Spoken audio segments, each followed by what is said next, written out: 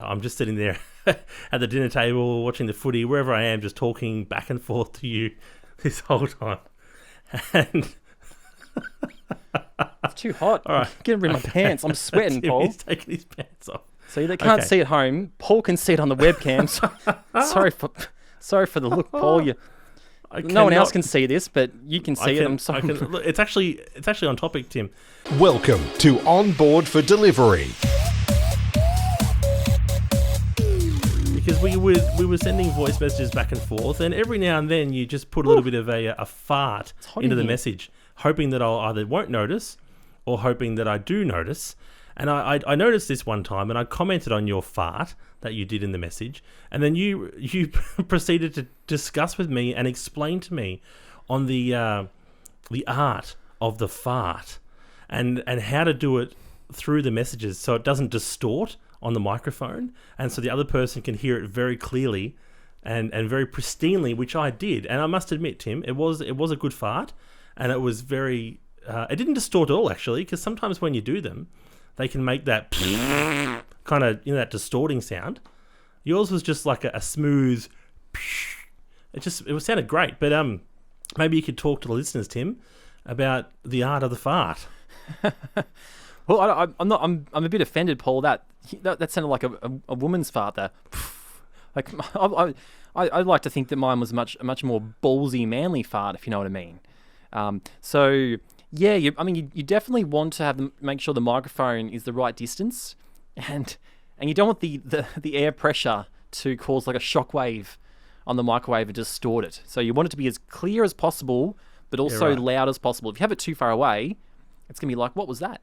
So you need it as close as possible, but you maybe slightly off axes or off axis. Not directly into the mic. Yeah, so the air pressure, it's almost like a pop filter. So the air pressure goes past the microphone, but the sound waves make their way into the microphone to create the most sonic sound possible for the listener.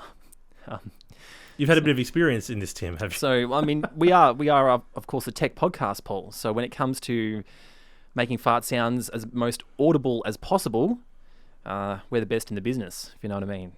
And welcome to the show, by the way, folks. It's been a couple of weeks since we've been on the air. We've been busy with lots of things, and all the things to talk about, all the computers, the monitors, the keyboards, the games, everything we've been doing. You decided, Paul, to start the show off with how to get fart noises as pristine as possible into the microphone. Absolutely, Tim. Our listeners are on the honker every day asking me for advice on the art of the fart, and I thought you were the best person in place to discuss that. And you did a great job, by the way. So, but you're right. Welcome back to each other. It's been a while, but why has it taken us a few weeks to record? Actually, the people watching this or listening to it on Spotify, Apple Podcasts, and all other popular podcast networks, they won't notice there was a bit of a hiatus because we've kept the episodes coming freely in that time. But why haven't we recorded in the last couple of weeks, Tim? We've been pretty preoccupied, Paul. We've been purchasing. I thought a few weeks ago we said we're done. We actually had a segment called Are You Done? And you were like, yeah, I'm done. No, I'm done. I've got my camera, I've got the equipment. Yep, 100% done. And but in the last couple of weeks, we purchased a ton of things. So computers, monitors, keyboards, mice. We've purchased games. What a webcam? Your webcam, Tim? Webcam. We've purchased a HOTUS or a HOTUS, which is a joystick and throttle for flight sims. Hand on throttle and stick. Yeah, that too. We bought one of those, and it's been a great couple of weeks of purchasing. There's been a lot of onboard for deliveries, if you know what I mean. Tim, the gaming chair. The chair. Mm-hmm. You missed that. You mentioned everything but the chair. That's all we've been doing the last 3 weeks. What are you on about? The chair. Yeah.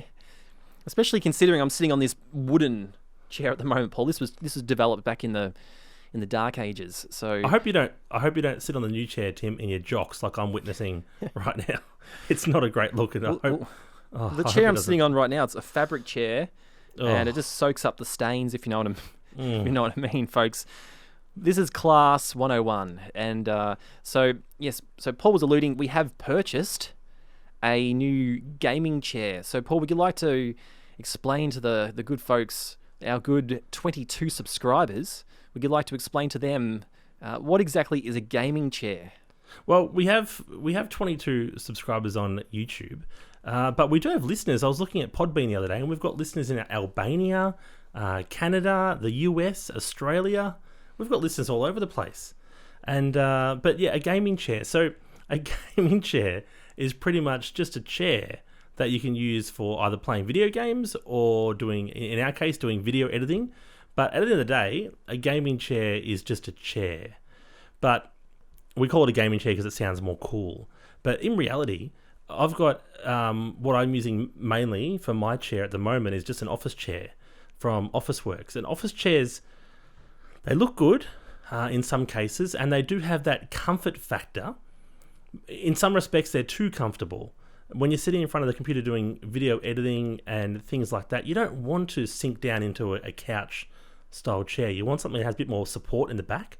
And I found myself sitting in a chair and finding, my back was getting sore and I couldn't figure out why, and my back wasn't arched properly and I was slouched and that kind of stuff. And so that sort of put us on a journey of buying a chair.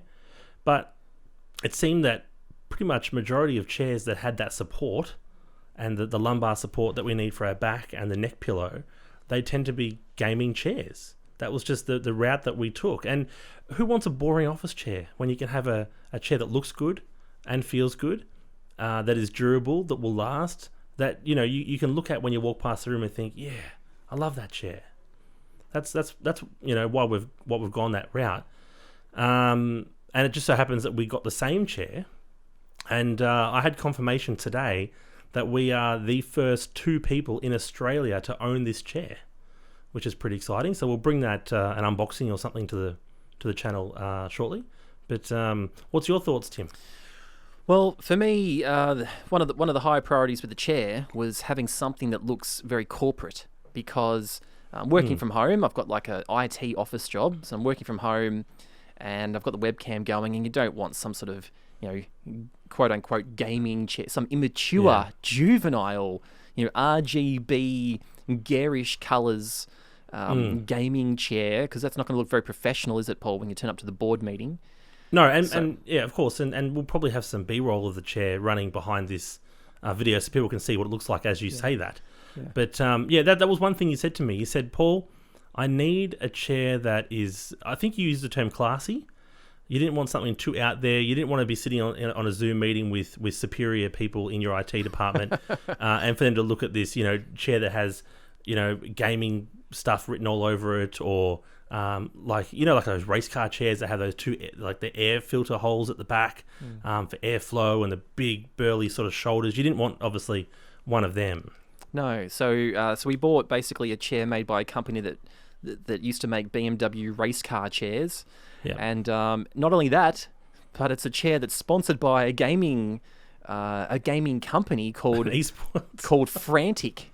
Paul. Fanatic. Frantic. No, Fanatic, Tim. I hadn't heard of them. Tim. Paul. Fanatic. It's not frantic. It's Fanatic. Fanatic. I know. It just annoys Paul when I say the wrong thing. It's like face twit and twit Twiddle. face. But and the X station and the play box, like some of my favorites. And so it's sponsored by Fanatic, and it's like got garish orange paint. But yeah, it's going to look good when I come to the board meeting. That I think they're going to be very impressed. Me looking like I'm sitting in a BMW race chair that's sponsored by a gaming group from the UK. So really looking forward to the chair. And in fact, at the moment, the chair is Onboard For Delivery. So it is currently in Australia. We got confirmation at 8:34 a.m. Eastern Standard Daylight Saving Time that it had been it was in some sort of customs status. So there's nothing more exciting, Paul, than watching the tracking of your Onboard For Delivery item, is there? Well, watching tracking is one thing, but watching my tracking versus your tracking is a whole separate ball game. I actually got a notification today at 1:30 to say that it's moved through customs as well. So Bullshit. no, I did. Bullshit. No, I'm not. I'm not joking. I 100%. I've got a text message on my phone that says exactly that. No. I do not believe it. I just want to see my reaction during the podcast. This is you would have. It's not true. No, I did. Okay. No, I got a text message at 1:30 to say it's moved through. But when I checked the tracking online, it says the same thing it said this morning, 8:34. But I actually got a text message to say otherwise. So I don't know what's happening with it. But, on the outside looking in, it looks like we've just gone for some garish, bold, big, orange and black gaming chair that we don't really need, so to speak. But it was more than that, Tim, because when we first looked at chairs, how many fabrics did you think chairs were made out of? I probably thought there was maybe two types. Yeah. And we've found out since that there's many different kinds of fabrics that chairs are made out of, and they're made out of things that are there's durable, there's breathable, there's things that look good, there's many different fabrics and comfort levels and things like that. So this chair wasn't just the chair that looked good and just the chair that we decided we wanted to get. It actually fitted. It fit.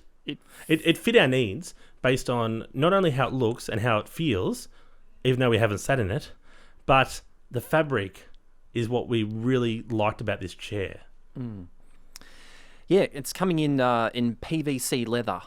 Now, PVC leather, for those that don't know, is not actually leather at all. So leather is a product made from was it from cow skin or something? But PVC leather is completely synthetic.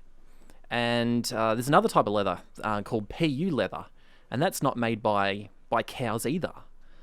It's made by men, so or women, because we are, or gay or transgender or any type of other gender. LBGTQT ABCD. Yeah, because we are gender neutral here on board for delivery, if you know what I mean. And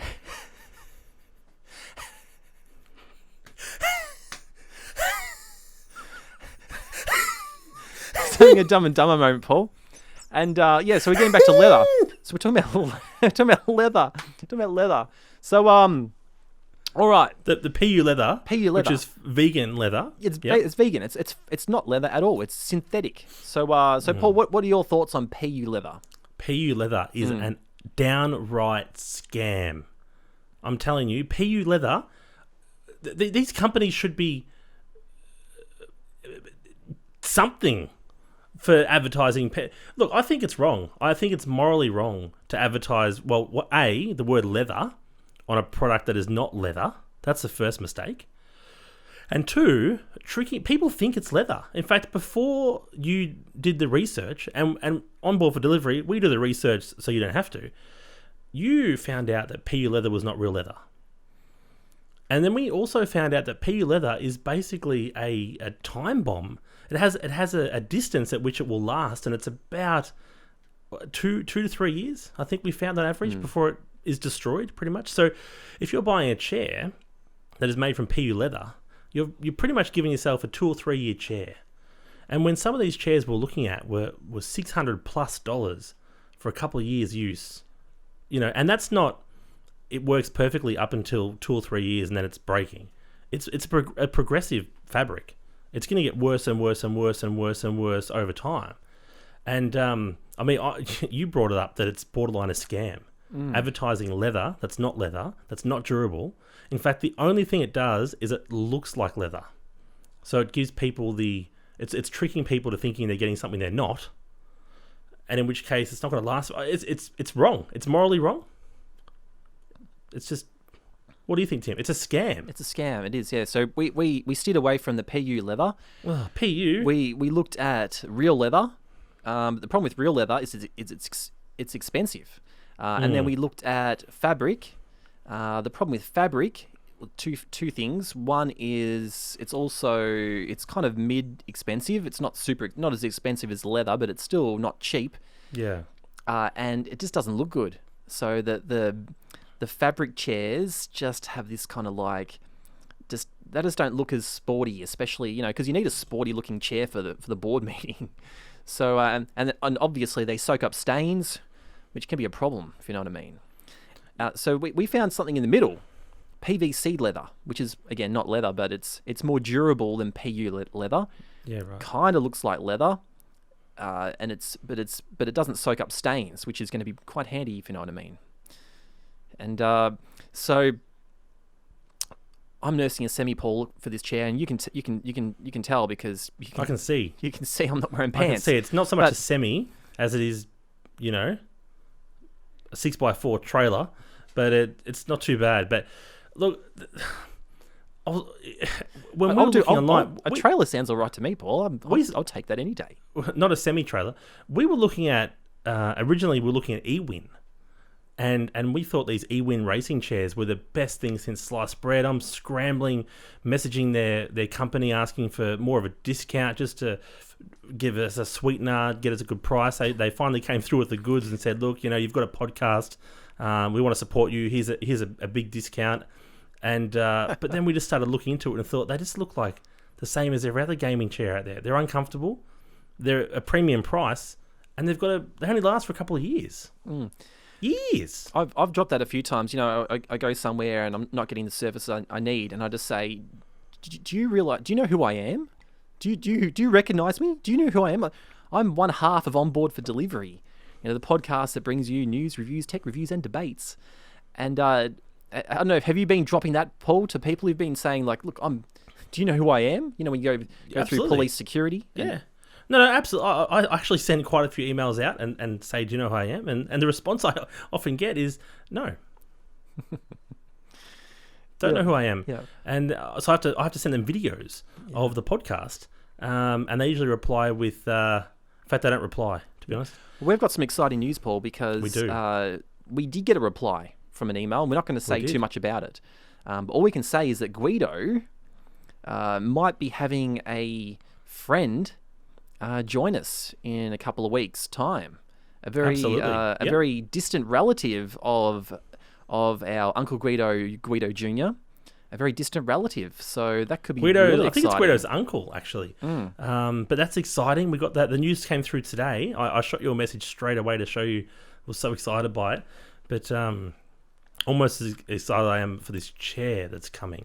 We're nursing. We're both nursing semis at the thought of Guido and this distant relative of Guido. Yeah. Well, speaking of semis, Tim, did you watch The Bachelorette? It feels like months since we watched The Bachelorette. Did you watch it last week? Yeah, I'm totally up to date. Yeah, right. And I think I've already picked the winners. I've got my gaydar, Paul, is off the charts. Yeah. I can pick.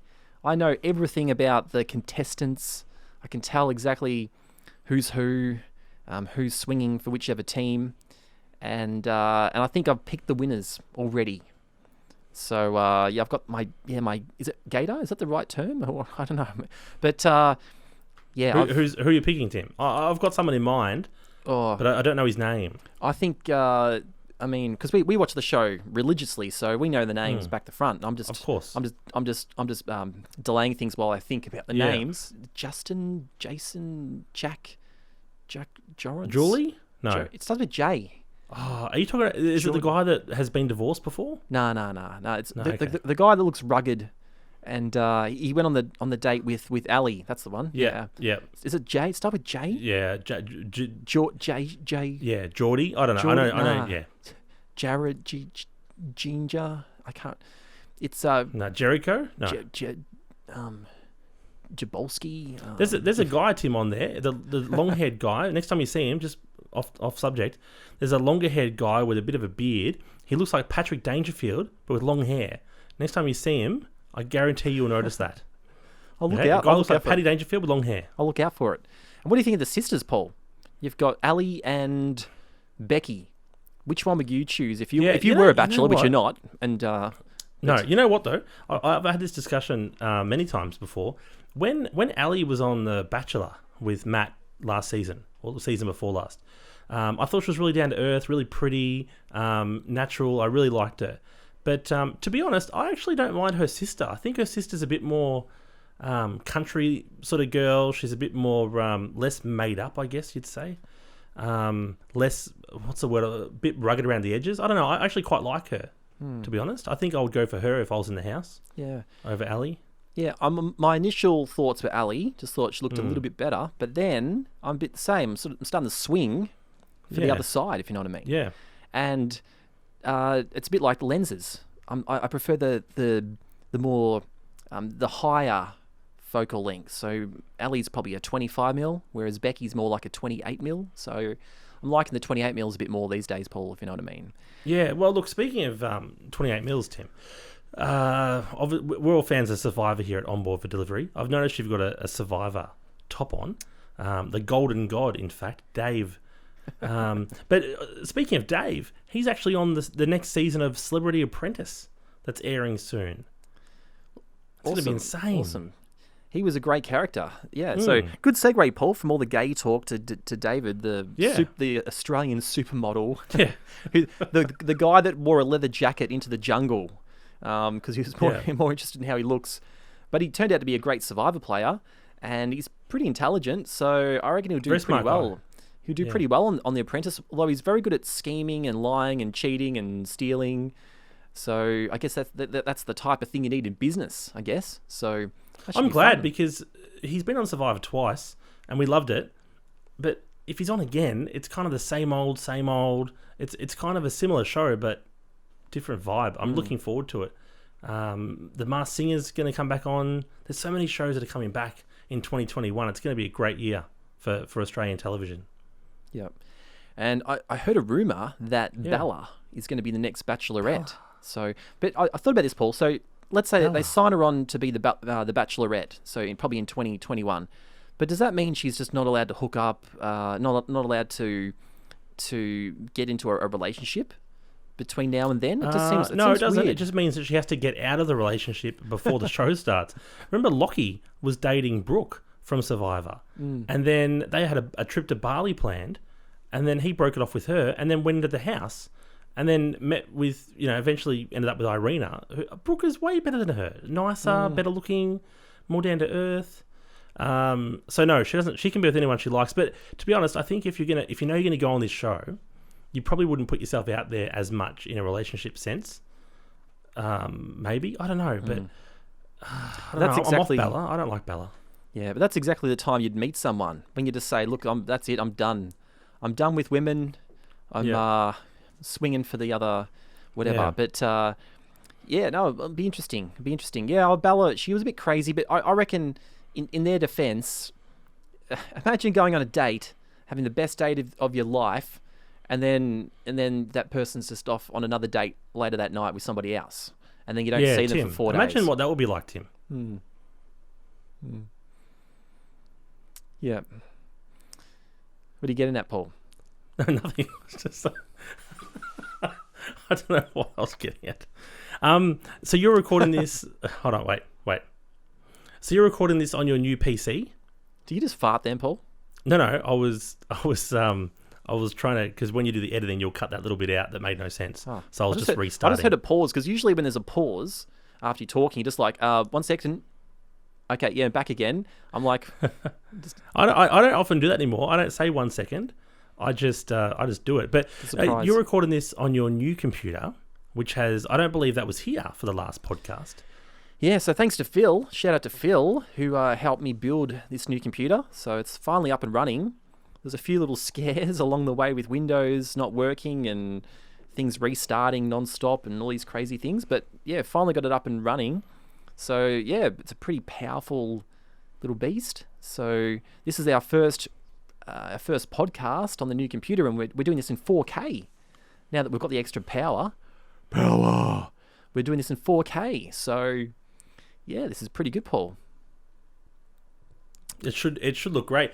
I've actually recorded a couple of videos in 4K this week just for my son Owen, his school. I started recording, whenever he has to do something for his school, like a a music video or he has to do a presentation on camera, I get my professional lighting and system out, and I get this whole room set up, and I do it.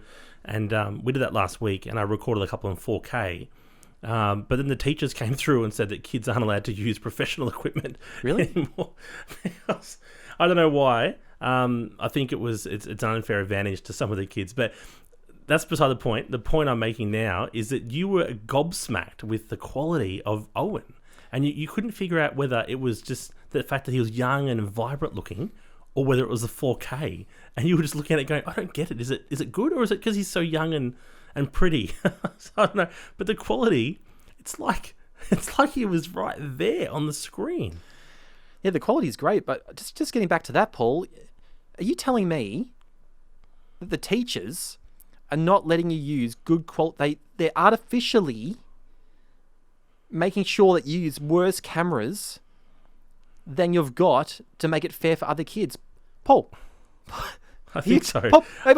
You're telling me, this has really put a bee up my bonnet, if you know what I mean. I can see. And that's the first I heard of this. I am shocked, Paul. I am shocked at hearing this news. That is disgraceful. I can't believe the teachers are... One of my biggest bugbears, Paul, is that we've got... a lot of people are working from home, and we're using Zoom and all that sort of stuff, and Zoom is crap. The quality is crap. And now we've gone out on a limb with Onboard For Delivery, the podcasts that are on... So sorry. On Spotify, YouTube, and all other popular podcast networks. We're going out on a limb and making the best quality video and sound that we can do. We're trying to lead. We're trying to show schools, universities, we're trying to show business how it's done. And then you're telling me that teachers are actively trying to stop people from going that direction, and they want them to use crappy phones because they don't know how to use them themselves. Paul, I am just outraged.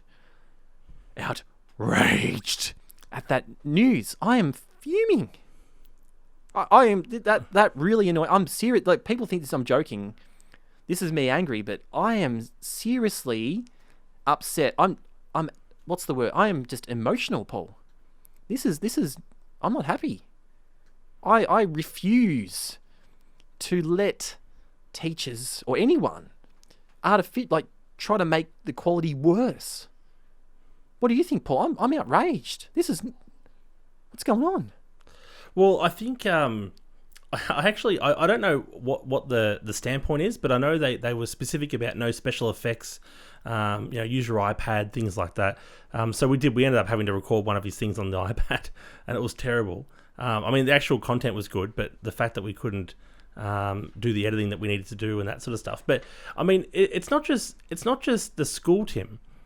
I was watching. We're recording this on the Brownlow night.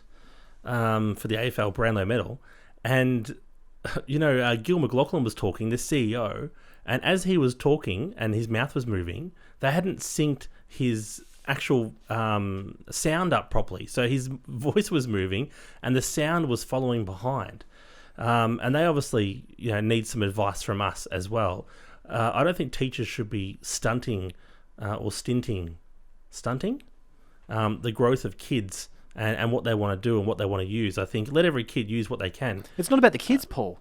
No, it's not. It's about the parents. It's about us using our equipment. Yes, exactly. We're flexing. We're flexing, Paul. If you know what I mean. Yeah. We're showing the teachers who, Who's by the boss? way, are freaking hot this year. Have you seen the teachers this year, Paul? They are just sensational. I'm a happily married man, Tim. But we are showing yes. them the size of our camera lens. We are showing them that you may be, you could be a peasant, you could be a peon, but when you've got a big lens and a high resolution camera, you can make the other kids' projects look crap. So we're trying to show that can be done, Paul. So, Tim, just something I was thinking about while you were talking. Shout out to TJ, by the way, avid listener of the show and watcher of the show, actually. He constantly gives feedback on the show, and he also messages to find out when we're releasing new episodes, and he watches them and loves them and gives great feedback. But I thought it would be remiss of me to not talk about wrestling for 1 minute, because TJ loves his wrestling, and we've got a few other wrestling fans on the show. But before we end here, Tim, did you know? How do we? Okay, I'll ask this question. Someone famous who is not a wrestler is in the WWE Hall of Fame. Can you think of someone who it might be? Donald Trump? Donald Trump. That's how did you get that? Did you know that? Paul, Donald Trump, 2013, he was inducted into the Hall of Fame. WWE. How did he do that? He was in a match. Was he really? He was in a match against I didn't know that. Vince McMahon.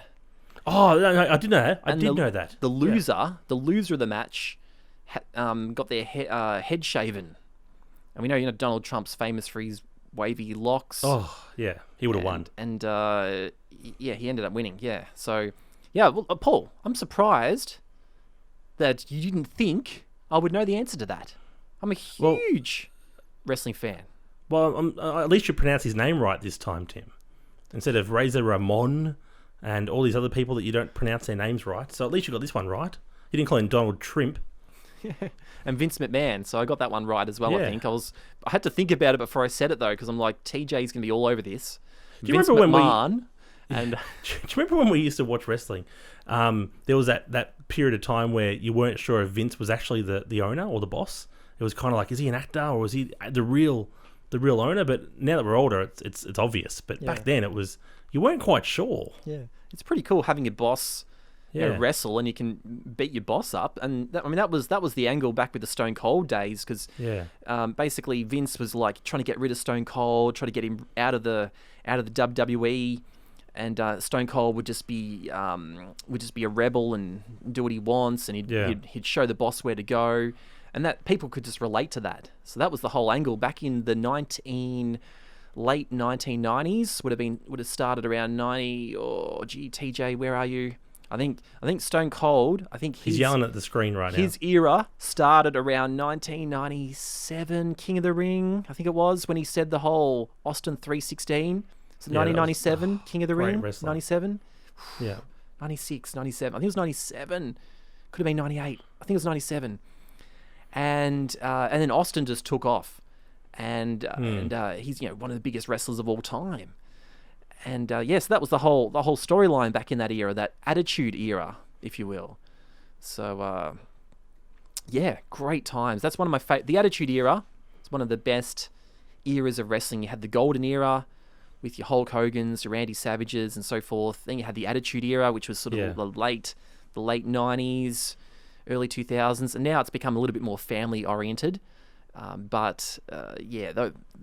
watch those the footage back then. It's good stuff.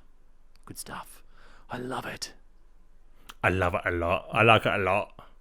Well, thank you for joining us for Onboard for Delivery, Tim. That's been a good little episode to get us back in the swing of things with the 4K and that sort of stuff. But it's been great. Thanks to the listeners for coming along for the ride. Hopefully you can put some pants on, Tim, for the next episode. Yeah. Well, I figured 4K, Paul. Well, you need 4K, Tim, for the to zoom in there and actually get the full brunt of it, to be honest. But anyway, thank you very much for watching and listening on Spotify, Apple Podcasts, and all other popular podcast networks. And until next time, from Onboard for Delivery, good night. Well, that's a 4K wrap.